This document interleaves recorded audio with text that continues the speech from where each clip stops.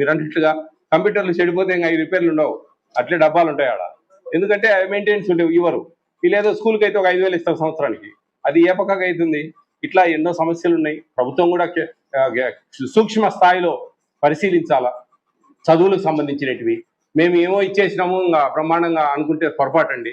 కింది స్థాయిలో చాలా ఇబ్బందులు ఎదురవుతా ఉన్నాయి. 1400 ఇస్తా ఉన్నారు 10th లోపల పిల్లలకు, 46 రూపాయలు 67 పైసలు రోజుకు. 2 సార్లు చికెన్ పెట్టాలి, 150.5 గ్రాము, 6 ఎగ్స్ ఇవ్వాలి, పొద్దున మిల్క్ ఇవ్వాలి, సాయంత్రం స్నాక్స్ ఇవ్వాలి, నైట్ ఫ్రూట్ ఇవ్వాలి. ఎక్కడ వర్కౌట్ అవుతుందండి? కాదండి, అది అర్థం కావడం లేదు.